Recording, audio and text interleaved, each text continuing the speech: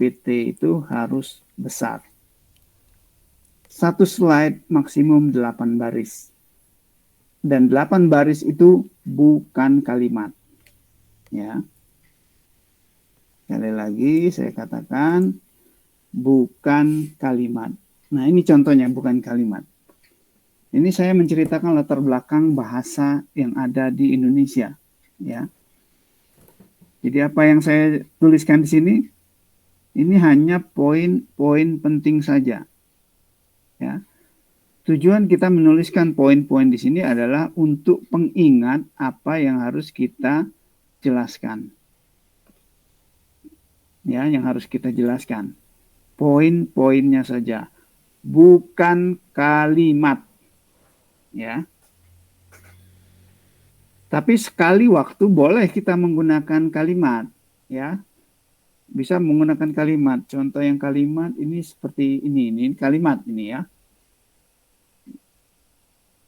Ya, kalimat. Tetapi tetap ada poin-poin yang harus kita tulis. Sehingga si audiens tidak kehilangan arah ketika kita melakukan presentasi, ya. Ketika kita melakukan sesuatu. Jadi poin-poin saja. Itulah namanya PowerPoint, hanya poin-poin saja. Maksimum 8 baris ya. Jadi untuk yang tulisan besarnya itu 8 baris. Ini penjelasan-penjelasan kecil yang nanti uraiannya akan sangat banyak. Nah, di sini saya fokus bahwa bahasa Lampung itu mengalami kepunahan, akan menuju kepunahan. Nah, apa yang menyebabkan itu? Di sini saya menguraikan banyak sebab, ya. Tapi utamanya ada 3, ya. Yang 3 ini harus kita tulis besar-besar. Ya. Oke, jadi tulisan harus besar. Satu slide maksimal 8, ya. 8 poin maksudnya, bukan 8 kalimat.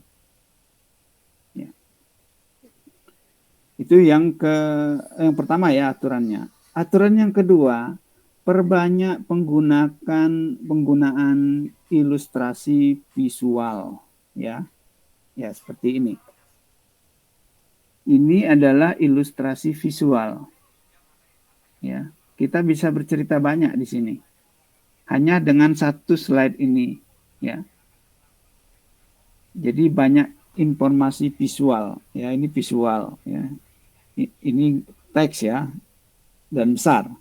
Ini visual. Ini kalimat juga ya. Nah, ini juga visual ya. Jadi lebih banyak menggunakan informasi dalam bentuk gambar, diagram, ya, flowchart, ya. Atau kalau di dalam sistem informasi kalian bisa menggunakan activity diagram, tetapi activity diagramnya dibuat agak besar. Ya. Jadi di sini tidak ada kalimat ya. Jadi saya menjelaskan apa yang ada di slide ini sebagai pengingat. Tapi saya tahu prosesnya. Ya, jadi yang dimaksud dengan multimodal itu apa gitu. Kemudian bagaimana data ini kemudian diproses, di dalamnya ada apa saja. Jadi semuanya bisa dijelaskan dengan baik. Ingat di aturan pertama tadi, ya. Kalimat tidak boleh, yang boleh adalah poin-poin. Maksimum dalam satu slide itu 8 baris atau 8 poin. Itu yang kedua, ya. Yang ketiga, karena kita lihat dulu ya. Ya. Nah, kadangkala kita perlu menjelaskan riset kita itu dari sudut pandang yang sangat general, sangat umum. Ya. Jadi di sini bagian saya sebenarnya mengerjakan mesin translation. Mesin translation itu ada di sebelah kiri bawah ya. Tetapi saya mau ngelihat di mana posisi kita pada saat ini.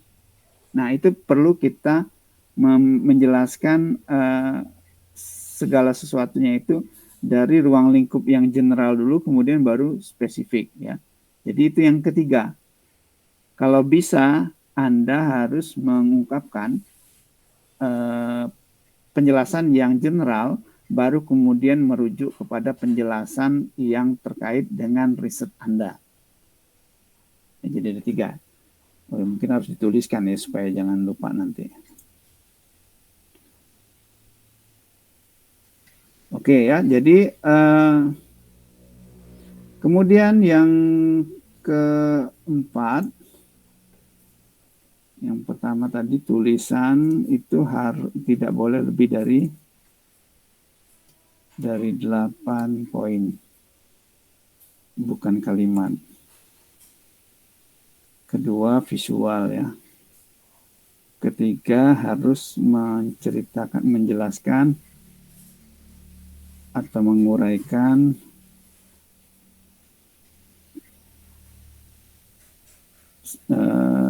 kajian secara umum, baru ke khusus ya.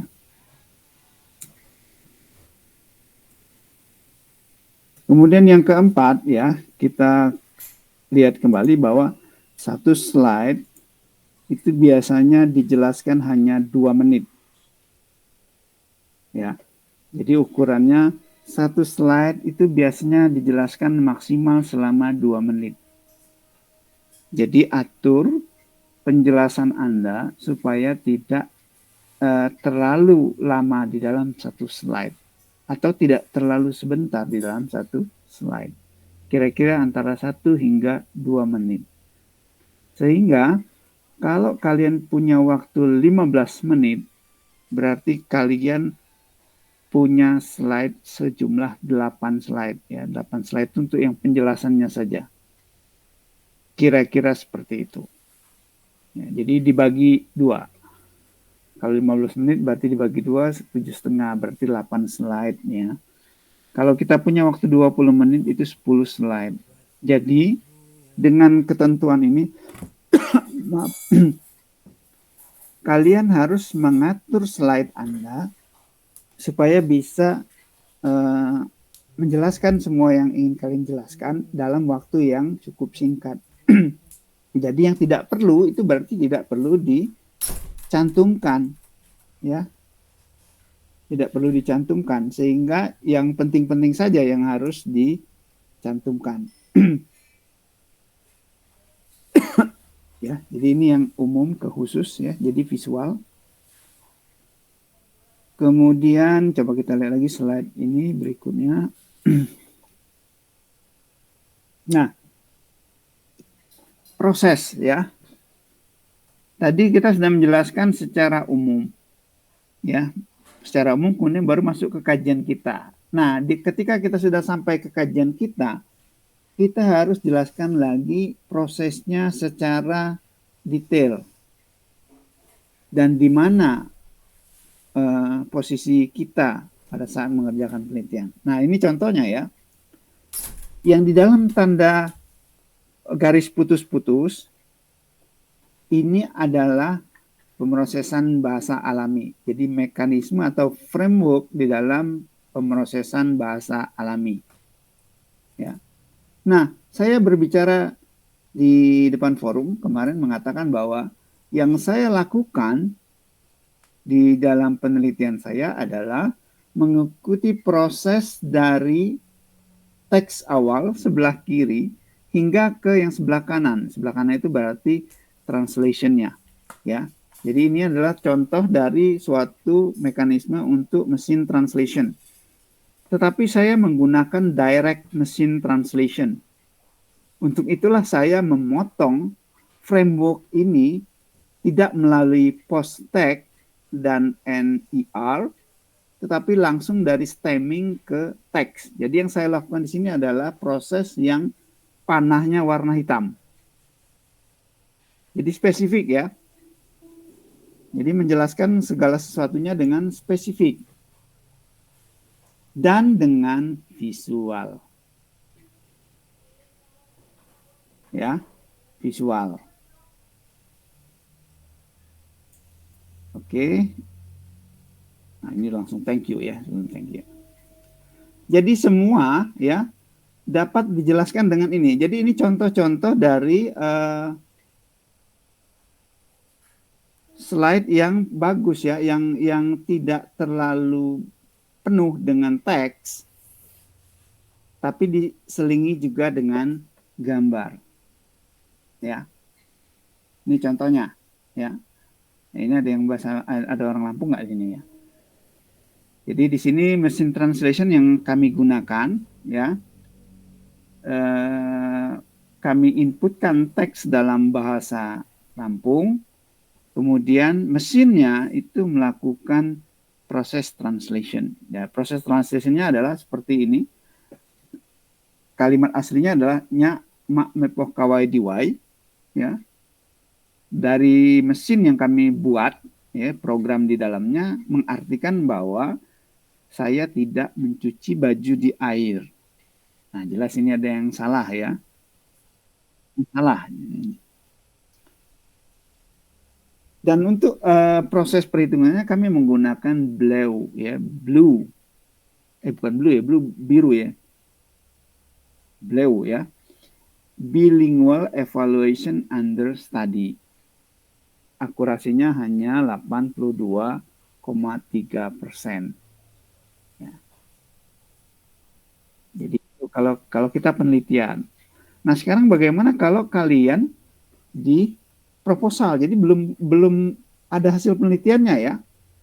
Maka di bagian yang ini kalian menjelaskan proses penelitiannya. Jadi metodologinya harus kalian jelaskan. Ya. Jadi penjelasan di sini adalah penjelasan dari metodologinya. Nah, apa saja yang perlu kalian jelaskan di dalam metodologi? Yang pertama, kalian harus menjelaskan tentang data.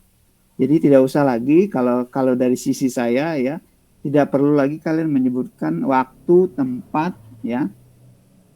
Waktu dan tempat itu sudah tidak diperlukan lagi kalau di pembimbingan saya ya.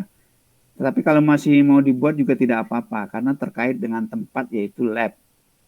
Ya. Jadi tempatnya jangan di jurusan matematika, langsung aja disebut lab RPL, lab komputasi atau lab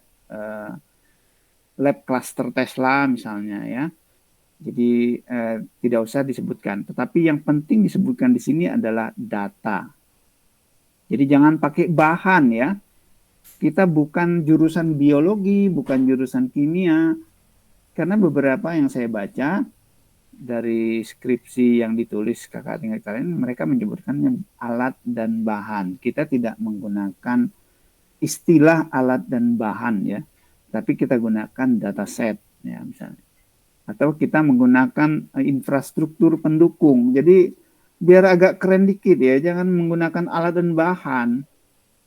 Jadi infrastruktur pendukung. Pertama misalnya cluster lab ini dengan spesifikasi NVIDIA sekian-sekian. Seperti itu ya. Jadi kelihatan bahwa kita memang di jurusan ilmu komputer ya. Bukan bekerja pada lab basah. Jadi metodologi dijelaskan datasetnya. Kemudian ada dua lagi yang harus kalian jelaskan. Yang pertama itu adalah alur penelitian. Alur penelitian di sini adalah proses yang kalian lakukan dari awal sampai terakhir. Ya, dari awal sampai terakhir.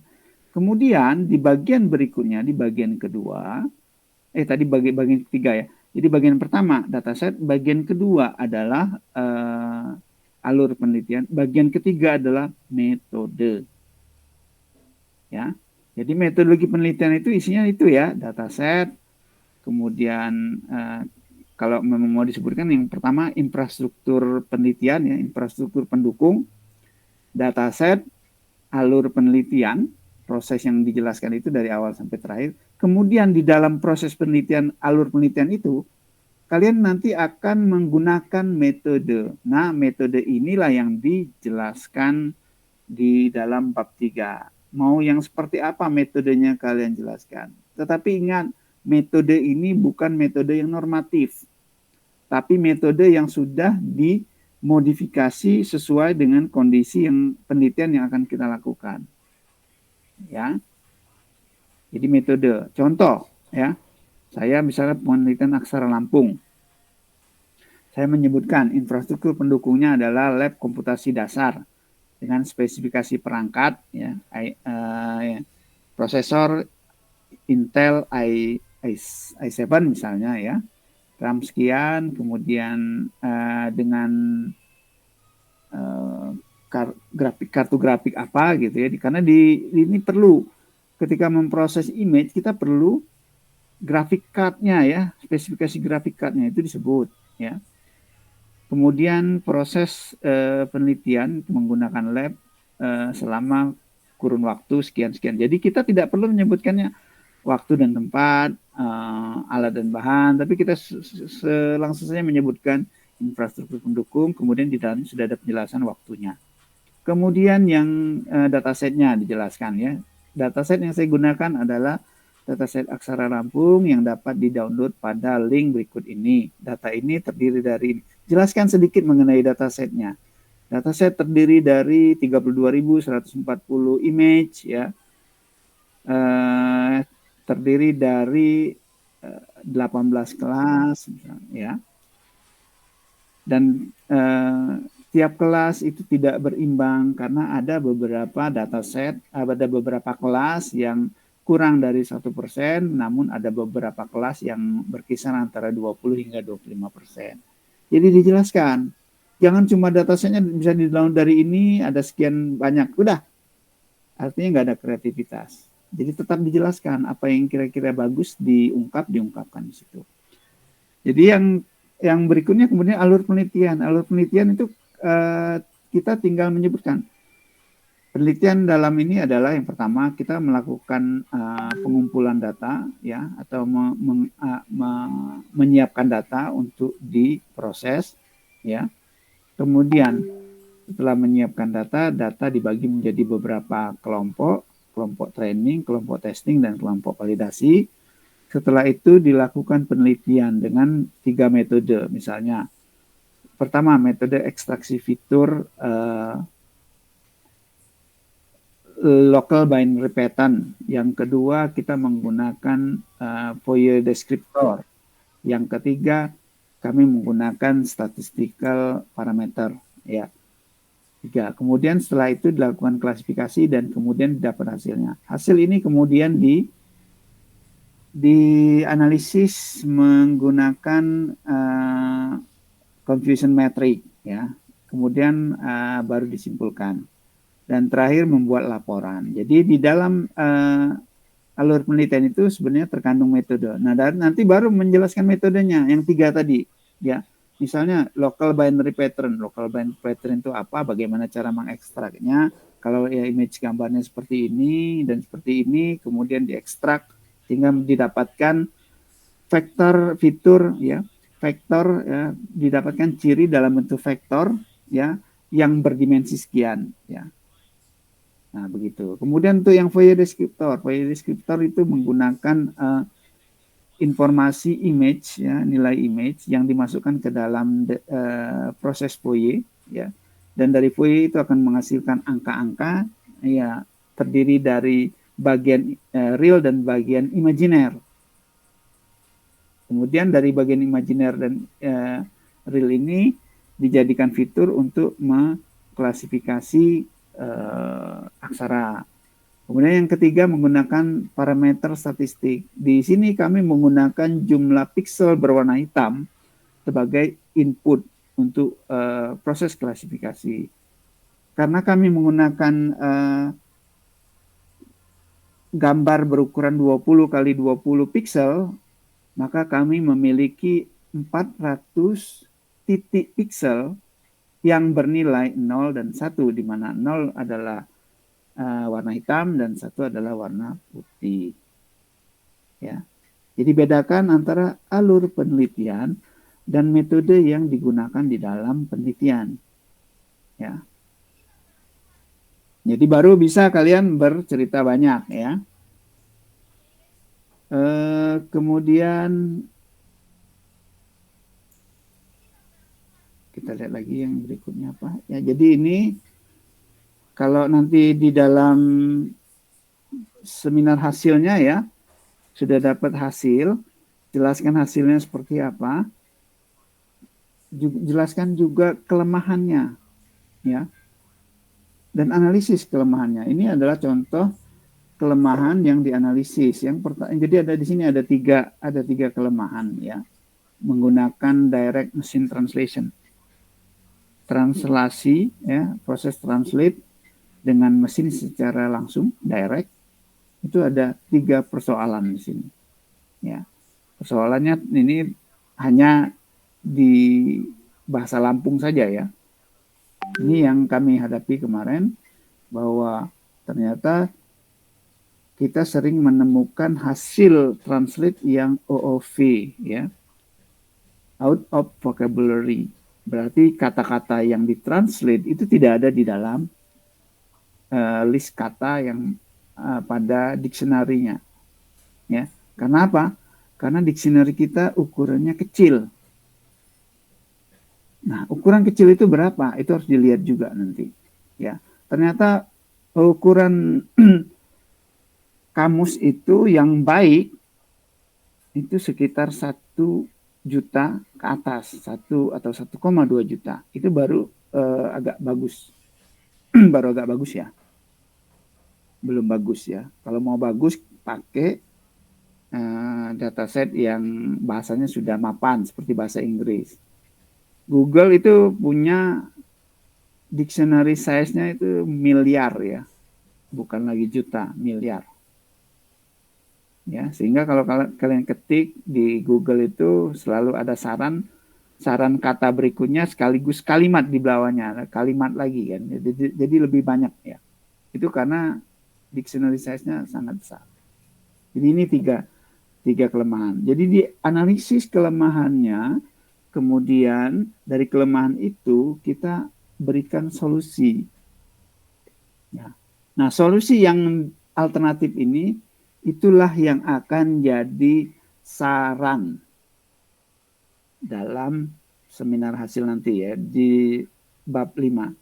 Jadi saran itu bukan tidak ada sebab. Kebanyakan yang membuat saran di dalam skripsi itu saran yang tidak ada sebab. Ya, tidak ada sebab itu apa? Kalau tadinya pakai metode A, disuruh pakai metode B. Nah, itu kan bukan saran itu, berarti penelitian baru. Kalau yang namanya saran itu melanjutkan penelitian yang sudah dikerjakan. Nah, jadi ini ada 3 saran. 1 yang sudah kami kerjakan yaitu deep stemming. Ya. Yang statistical data augmentation sama crowdsourcing itu belum kami lakukan. Jadi ini nanti ditulis di dalam saran di bab 5 kalau kalian menggunakan skripsi. Ya. Paham bagaimana membuat saran? Bukan saran yang ada-ada ya. Oke. Ini algoritma yang kami gunakan ya. Coba perhatikan bahwa setiap kalimat yang saya tulis di sini selalu ada visualisasi gambarnya ya. Kenapa? Supaya audiens tidak ngantuk ya, tidak terlena dengan tulisannya. Karena ketika hanya membaca, audiens itu akan ngantuk, akan tidak fokus. Dia fokus membaca, selesai baca sudah. Tapi kalau ada gambarnya, berarti di teks itu ada prosesnya. Ya. Jadi gambar itu menjelaskan apa yang ada di tulisan. Jadi itu yang sebaiknya dipakai di dalam presentasi. Ini hasil eksperimen. Ya. Kalau yang tadi itu eksperimen yang pertama awal, ya, yang cuma 82% ya. Jadi coba perhatikan bahwa ini 89% ya. Tadi ada nggak yang 89%? Nah ini 82% ya. Inilah gunanya penelitian. Ketika kita mendapatkan hasil yang bisa kita improve, maka kita lakukan improvement. Jadi eksperimen di dalam penelitian ini tidak sekali, bisa berkali-kali. Apalagi kalau gagal. Tetapi kegagalan di dalam eksperimen itu tidak eh, tidak harus menjadi penghilang semangat ya. Nggak boleh patah semangat. Ketika kita tidak berhasil dalam penelitian, ketidakberhasilan itu ditulis di dalam bab 4. Untuk apa? Karena kita nanti akan mencari solusinya kan. Nah, jadi ketika kita gagal, tuliskan kegagalan itu, kemudian solusinya bagaimana, itu yang kita nanti bahas panjang lebar di dalam bab 4. Ya. Sehingga kalian tidak akan kekurangan bahan, karena banyak dari kakak tingkat kalian yang melakukan eksperimen jojong saja, terus melakukan penelitian, nggak dicatat. Ketika mau buat bab 4, bingung mau nulis apa. Jadi eksperimen pertama, eksperimen kedua, eksperimen gagal, itu dicatat. Ya, eksperimen yang nilainya kecil juga dicatat. Ya, improvementnya bagaimana. Sehingga nanti bercerita bahwa improve ini, hasil yang ini tidak memuaskan, sehingga kami melakukan beberapa modifikasi pada metode. Sehingga kami dapatkan hasil peningkatannya menjadi 89%, 82. Di sini kami dapat mana ya? 89,4%. Jadi sudah meningkat. Ini dengan deep stemming tadi, ya. Dengan deep stemming dapat akurasi 89,4%. Oke. Nah, ini penelitian yang lain lagi ya. Jadi ada 2 penelitian. Speech to text ya. Tadi kalau yang tadi itu adalah machine translation ya. Ini adalah speech to text. Bagaimana inputnya audio itu diproses sehingga nanti akan keluar teksnya. Keluar teksnya itu bisa berupa teks asli dalam bahasa asli atau teks asli teks yang sudah diterjemahkan ya. Nah, kalau kita lihat dari cabang ini, cabang speech to text ini ada di mana posisinya? Kita lihat posisi sebelumnya ya. Ada di bagian atas ya, di bawah judul ya, speech to text. Sedangkan yang tadi, yang sebelumnya saya jelaskan itu adalah machine translation, ada di sebelah kiri bawah. Ya. Jadi kita tahu posisi penelitian kita di mana, ya, dengan melihat ini tadi ya, di mana posisinya. Oke, sampai di sini ada yang perlu ditanyakan? Ini summary-nya. Ya. Nah, ini 12 baris ya. Jadi ini sudah 12 baris karena ada banyak kalimat yang harus saya presentasikan dalam satu slide. Ini saya paksa ya. Harusnya cuma 8 poin saja. Baik, ada pertanyaan?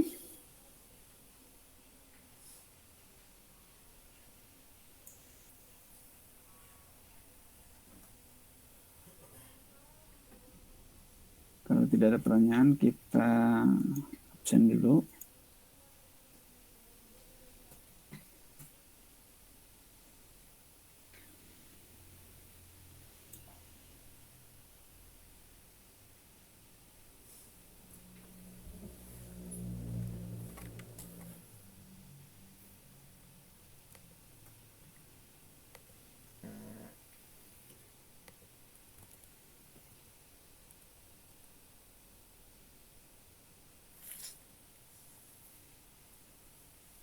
Bentar ya.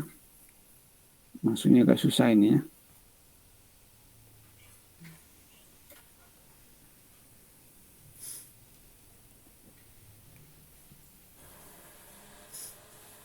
Jadi udah tahu ya cara membuat PowerPoint yang benar ya.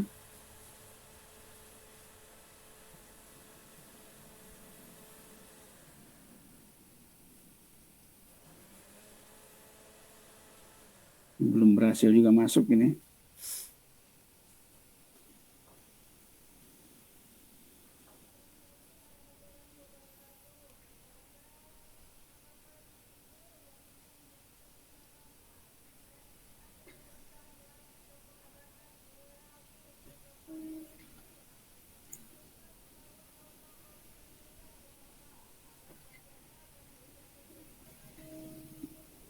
Kita tunggu dulu ya. Saya mau ngambil gambarnya. Kameranya kok tidak ada yang nyala ini?